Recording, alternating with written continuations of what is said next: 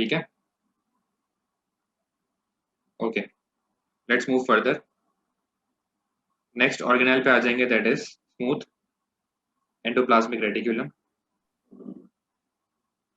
तो guys smooth endoplasmic reticulum की जब हम बात करते हैं तो what is smooth endoplasmic reticulum actually?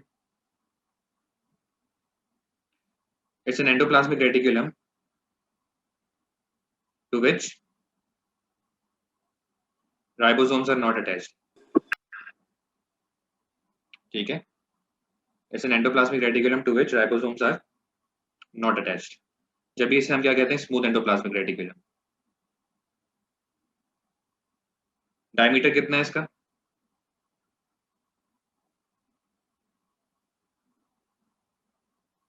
इसका डायमीटर है 50 नैनोमीटर्स। और it is also the continuation of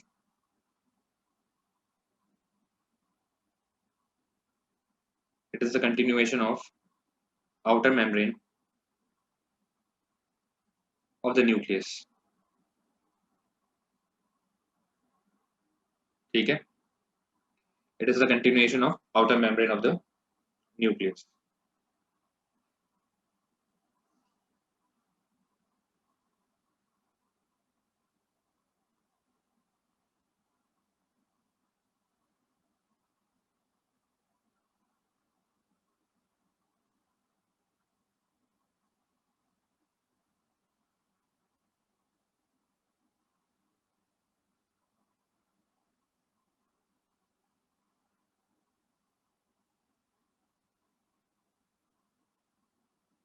So this is SER और smooth endoplasmic reticulum. Guys functions क्या होते हैं स्मूथ एंडोप्लाज्मिक रेटिकुलम के? Functions of smooth endoplasmic reticulum.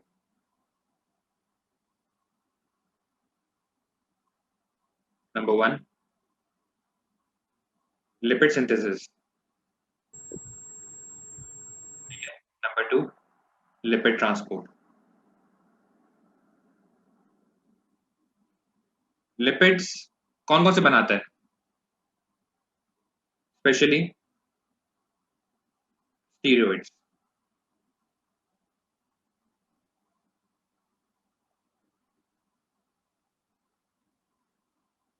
जो smooth endoplasmic reticulum होता है वो क्या बनाता है? लिपिड्स बनाता है। कौन से lipids guys? Synthesises lipids such as steroids and phospholipids।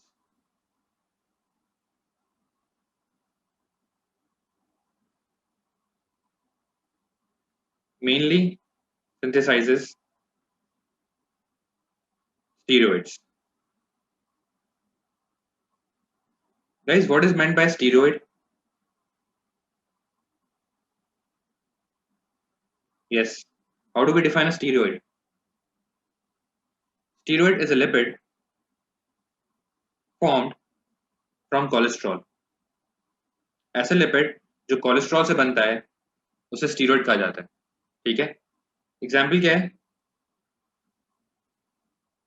For example male and female sex hormones, या लिख देते हैं नाम। Testosterone is a steroid which is a male sex hormone। Progesterone and estrogen are female sex hormones। They all are steroids। Concept clear है guys? जी। Lipid directly synthesis. Fat से नहीं बन सकते? सॉरी सर कोलेस्ट्रॉल से क्यों बनते हैं? डायरेक्ट फैट से बन जाए। भाई, कोलेस्ट्रॉल से बनते हैं। कोलेस्ट्रॉल से बने हुए होंगे तो कोलेस्ट्रॉल से बनेंगे। वो बनते ही कोलेस्ट्रॉल से हैं। ये क्या बात हुई फैट से बन जाए? तुम थोड़ी डिजाइन कर रहे हो molecules. Sir molecules are already design. Fats के अंदर, फैट्स की फैमिली के अंदर ही एक कोलेस्ट्रॉल एक मॉलिक्यूल होता है ना? फैट के अंदर नहीं होता, लिपिड के अंदर होता है। फैट एक हाँ तरह का वही ना, लिपिड है। सेम। फैट एक तरह का लिपिड है।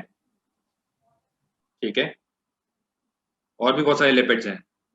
लिपिड्स एक बहुत बड़ी फैमिली है जिसके अंदर फैट्स आते हैं, कोलेस्ट्रॉल आता है, फॉस्फोलिपिड्स आते हैं, बहुत सारी चीजें आती हैं। लिपिड एक बहुत बड़ी फैमिली है। ठीक है, fats is just a part of lipid. It's part of lipid family, ठीक है ना? सही है, तो फैट्स को कंफ्यूज सर जी सही, जो स्टीरॉइड्स हैं ये लिपिड ट्रांसपोर्ट करता है? नहीं भाई, स्टीरॉइड्स कहाँ से लिपिड ट्रांसपोर्ट करेंगे? स्टीरॉइड एक तरह का लिपिड है खुद। Smooth endoplasmic reticulum lipid transport करता है।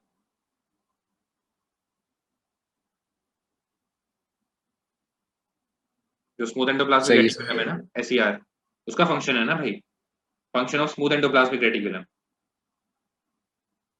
पहला फंक्शन क्या है? लिपिड को बनाना, लिपिड सिंथेसिस। कौन कौन से लिपिड्स बनाता है स्मूथ एंडोप्लाज्मिक रेटिकुलम? कौन कौन से लिपिड्स बनाता है? तो स्टीरॉइड्स बनाता है और फॉस्फोलिपिड्स बनाता है, ठीक है? मेनली क्या बनाता है? मेनली वो स्टीरॉइड्स बनाता है। और स्टीरॉइड्स कौन से लिपिड्स होते हैं? ऐसे लिपिड्स जो कोलेस्ट्रॉल से बनते हैं। कॉन्सेप्ट क्लियर है? एग्जाम्पल क्या है उन लिपिड्स की? टेस्टोस्टेरोन, प्रोजेस्टेरोन और ईस्ट्रोजन। सही है?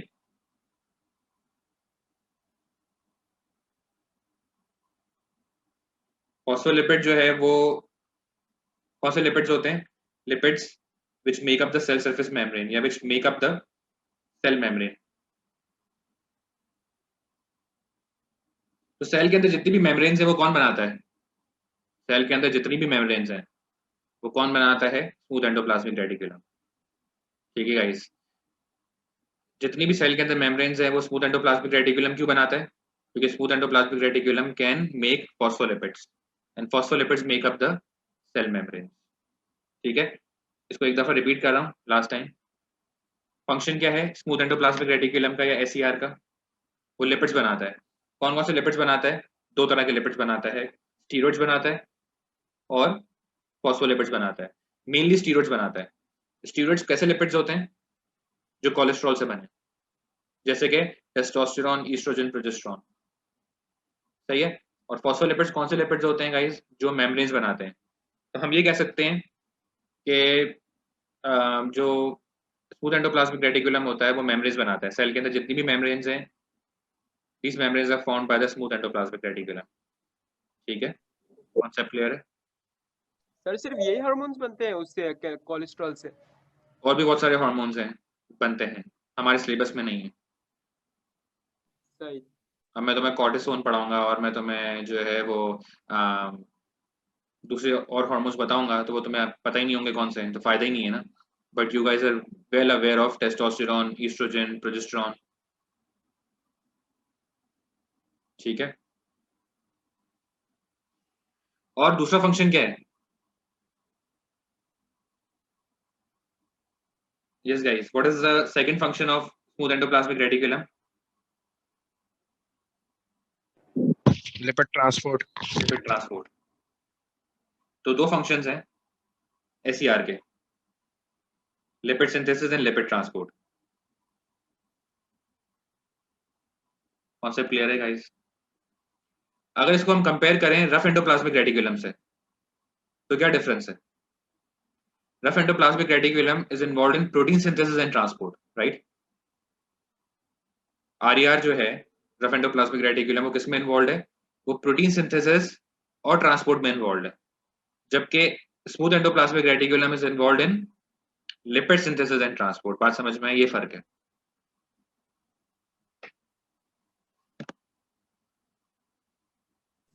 सही है।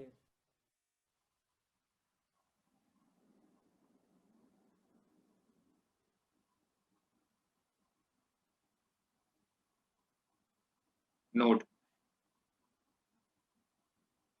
नोट करने वाली बात क्या है यहाँ पे? All the membranes inside the cell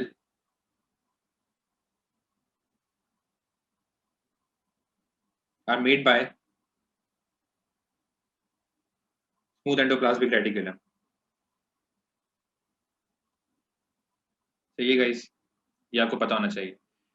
अच्छा मुझे बताओ कि ट्रांसपोर्टेशन कैसे होगी? जो लिपिड्स बन रहे हैं उनकी ट्रांसपोर्टेशन कैसे होगी? वो वेसिकल्स बर्ड ऑफ करेंगी, जिस तरह वेसिकल्स बर्ड ऑफ करती थी फ्रॉम RER, उसी तरह वेसिकल्स बर्ड ऑफ करेंगी फ्रॉम SER, ठीक है। ट्रांसपोर्टेशन वैसे ही होगी जैसे होती है। इन वेसिकल्स के अंदर क्या होंगे, क्या होंगे इन वेसिकल्स के अंदर? प्रोटीन, प्रोटीन्स नहीं होंगे लिपिड, भाई, सॉरी प्रोटीन्स लिपिड्स नहीं होंगे, होंगे, सॉरी लिपिड्स होंगे, ठीक है। सॉरी। क्लियर है सारी बातें यहाँ पे? और वेसिकल्स खाली भी हो सकती हैं। क्या मतलब है खाली हो सकती हैं? खाली क्यों हो सकती हैं? वेसिकल्स खाली क्यों होंगी? खाली वेसिकल्स हो सकती हैं यहाँ पे, हो सकती हैं। Why are the vesicles empty? क्योंकि उन वेसिकल्स में सिर्फ मेम्ब्रेन होगी, अंदर कुछ नहीं होगा। और वो वेसिकल जहां पे जाके फ्यूज करेगी वहां पे मेम्ब्रेन रीजनरेट करेगी। ये मेरी बात समझ में आई या नहीं? सेल में 10 जगह, सेल में हर जगह मेम्ब्रेन है। ये मेम्ब्रेन वहां पे पहुंची कैसे? SER से वेसिकल्स निकल के गई थी। कॉन्सेप्ट क्लियर है? एम्प्टी वेसिकल्स, यानी SER है ना, यहाँ से क्या होगा, एम्प्टी वेसिकल्स निकलेंगी। इन वेसिकल्स में सिर्फ क्या होगा, मेम्ब्रेन। ये वेसिकल्स की मेम्ब्रेन है ना, समझो यहाँ पे सेल सरफेस मेम्ब्रेन है। ये वेसिकल्स जाके फ्यूज करेंगी with the cell surface membrane, तो सेल सरफेस मेम्ब्रेन क्या करेगी, रीजनरेट हो जाएगी। या सेल सरफेस मेम्ब्रेन के साथ क्या होगा, उसकी लेंथ बढ़ जाएगी सेल सरफेस मेम्ब्रेन की, क्योंकि उसमें एक्स्ट्रा मेम्ब्रेन ऐड हो जाएगी। बात समझ में आ रही है तुम लोगों के? ये जो रेड वाली मेम्ब्रेन है, एक्स्ट्रा मेम्ब्रेन ऐड हो गई, तो ये कहां से बन के आई?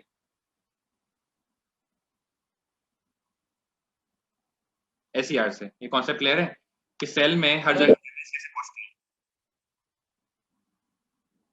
सेल्स में हर जगह मेम्ब्रेन्स कैसे पहुंचती हैं? Through vesicles from SER। And जो है ये वेसिकल्स एम्प्टी होंगी, कंटेंट नहीं होगा, लेकिन इन वेसिकल्स के पास मेम्ब्रेन है। मेम्ब्रेन किससे बनी हुई है वेसिकल्स की? फॉस्फोलिपिड, ठीक है। और ये वेसिकल्स जाके फ्यूज करेंगी, जहां पे जाके फ्यूज करेंगी वहां पे मेम्ब्रेन रिप्लेनिश हो जाएगी। जैसे कि अगर सेल सरफेस मेम्ब्रेन में जाके फ्यूज करते तो सेल सरफेस मेम्ब्रेन की लेंथ बढ़ेगी, वो मेम्ब्रेन रिप्लेनिश करेगी। या ये वेसिकल्स जाके फॉर एग्जांपल माइटोकॉन्ड्रिया में फ्यूज कर जाए तो माइटोकॉन्ड्रिया की मेम्ब्रेन रिप्लेनिश करेगी। जहां जहां मेम्ब्रेन की रिक्वायरमेंट होगी वहां वहां ये वेसिकल्स जाएंगी, ठीक है। सफान ने मुझसे लास्ट क्लास में ये सवाल पूछा था कि सर यहाँ पे RER में क्या हो रहा है, ये वेसिकल्स बर्ड ऑफ कर रही हैं। तो वेसिकल्स जब बर्ड ऑफ कर रहे हैं तो RER की तो मेम्ब्रेन लूज हो रही होगी, ऐसा ही है ना। ये जो रफ एंडोप्लाज्मिक रेटिकुलम है, इसकी मेम्ब्रेन खत्म हो रही है, बिल्कुल, क्योंकि वेसिकल्स निकल रही हैं, वेसिकल्स मेम्ब्रेन लेके निकल रही हैं। तो फिर ये मेम्ब्रेन रिप्लेनिश कैसे होगी? SER से वेसिकल्स आएंगी इस मेम्ब्रेन को रिप्लेनिश करने के लिए। जहां जहां मेम्ब्रेन की रिक्वायरमेंट होती है वहां पे SER से एंडोप्लाज्मिक सर रेटिकुलम सर जो है वो मेम्ब्रेन पहुंच जाएगी रिप्लेनिश करने के लिए, ठीक। सर हर ऑर्गेनेल जो उसके अंदर सेल के अंदर होगा, हर किसी की मेम्ब्रेन यही SER ही बनाएगा।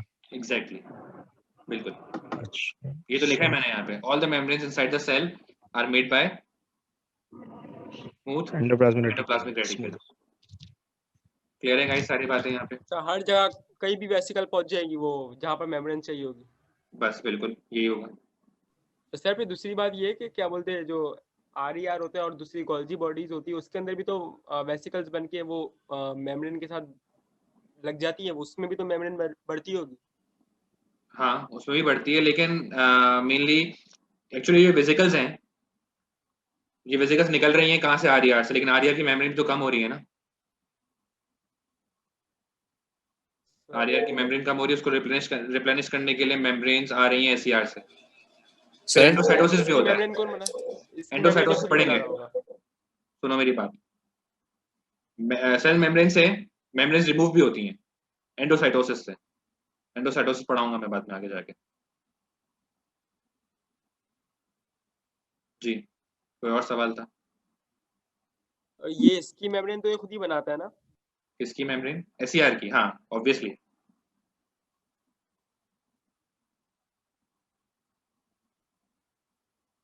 सर वो नोट दिखा दें आपने जो लिखा था एक बार वापस।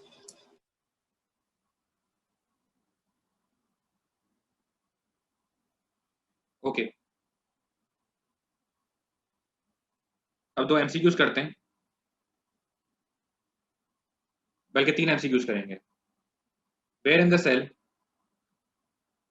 बल्कि 4 MCQs करेंगे। वेयर इन द सेल, बल्कि इससे पहले what is the function of,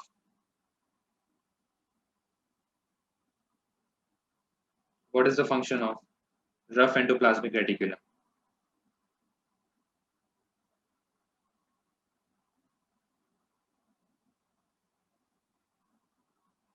option A protein synthesis, option B protein synthesis and transport,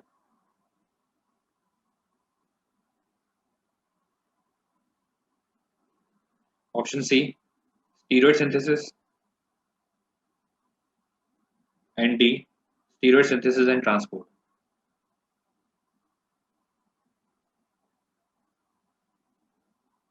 answer क्या होगा इसका? The answer is B, protein synthesis and transport. Why not just protein synthesis? B is the best answer, ठीक है ना? A भी सही है, लेकिन B is the best answer. अब इस क्वेश्चन को थोड़ा सा चेंज कर देते हैं। कैसे सर चेंज एक करेंगे? सवाल है। What is the function of smooth endoplasmic reticulum? अब क्या आंसर होगा? डी। डी आंसर होगा, स्टीरॉयड सिंथेसिस एंड ट्रांसपोर्ट। ठीक है,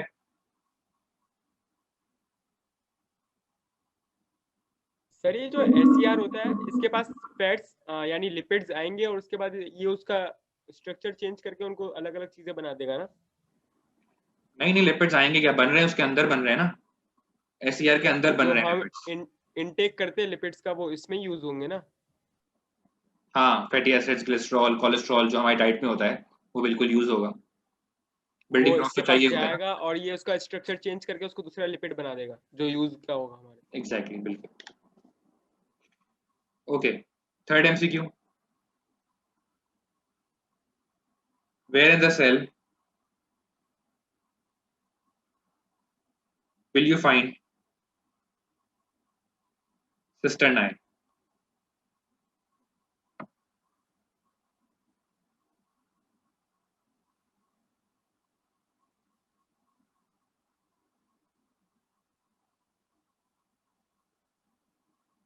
One, endoplasmic reticulum.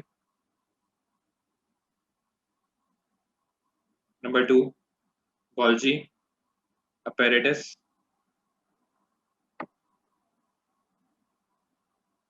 Number three, mitochondria.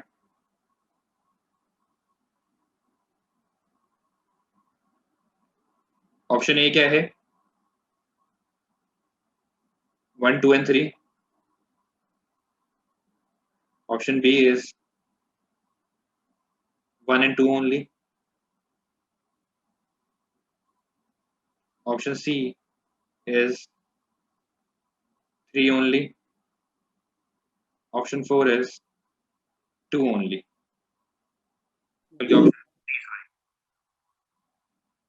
Answer क्या होगा इसका?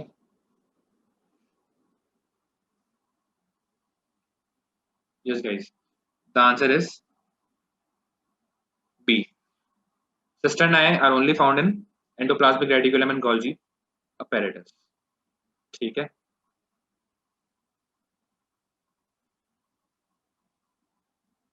Fourth MCQ.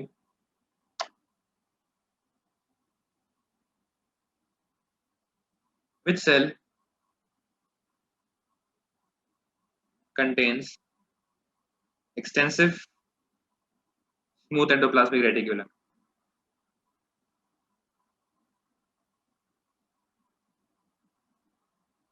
Option A, muscle cell.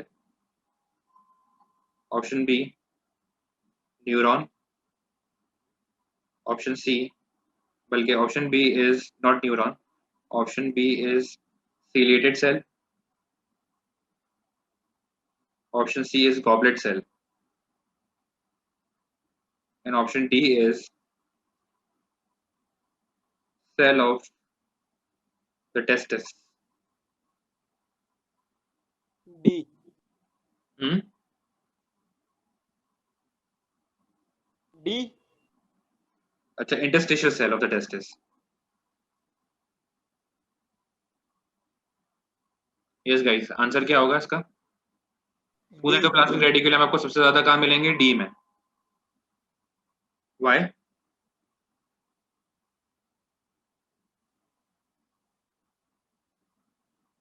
क्योंकि स्मूथ एंडोप्लाज्मिक रेटिकुलम वहां पे मिलेंगे जहाँ पे स्टीरॉइड्स बन रहे हैं। तो स्टीरॉइड्स कहाँ बनते हैं? टेस्टोस्टेरोन कहाँ बनता है? टेस्टिस के अंदर। ठीक है, इंटरस्टिशियल सेल्स ऑफ टेस्टिस। तो वहां पे स्मूथ एंडोप्लाज्मिक रेटिकुलम सबसे ज्यादा होंगे क्योंकि वहां पे स्टीरॉइड्स बन रहे हैं। जिस सेल के अंदर स्टीरॉइड्स बन रहे होंगे उस सेल के अंदर स्मूथ एंडोप्लाज्मिक रेटिकुलम एक्सटेंसिव होगा। अगर ये सवाल को मैं चेंज कर दूं, सर ये इंस्टेटिस्टियल इसका क्या मतलब? भाई ये सेल का नाम है।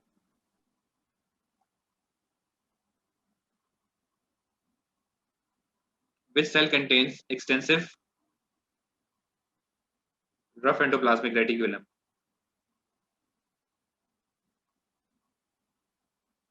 And Golgi apparatus.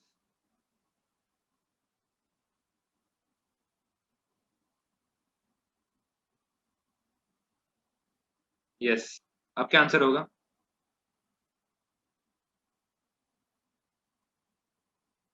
Rough endoplasmic reticulum and Golgi apparatus. Extensive. B. B. Ciliated cell. नहीं सर, मैं नहीं ए। बताऊंगा। A. Muscle cell. भाई रफ एंडोप्लाज्मिक रेटिकुलम और गोल्जी apparatus किस सेल में ज्यादा होंगे? जो सेल सिक्रीशन कर रहा होगा।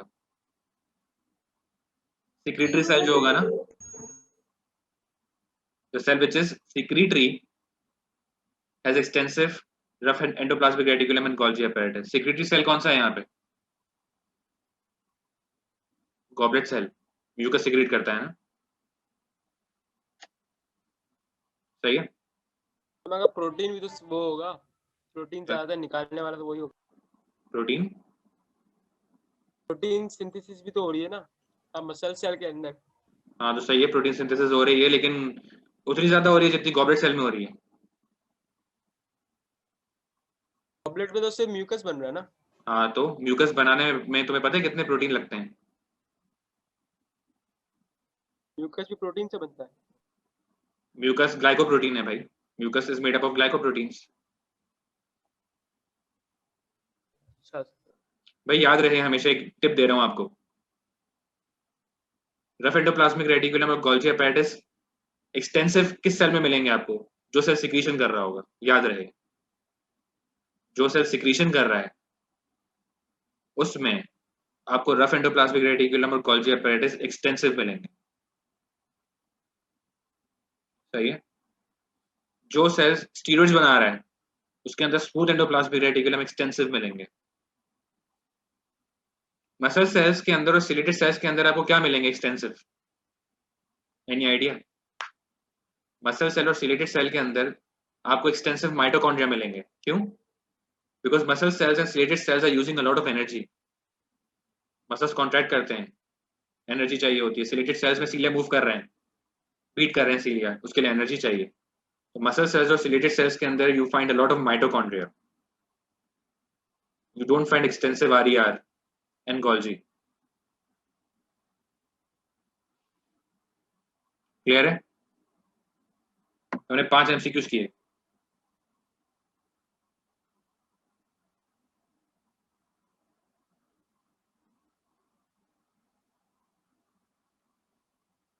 ओके गाइस, अब चलते हैं नेक्स्ट ऑर्गेनेल पे। वो कौन सा है? लाइसोसोम।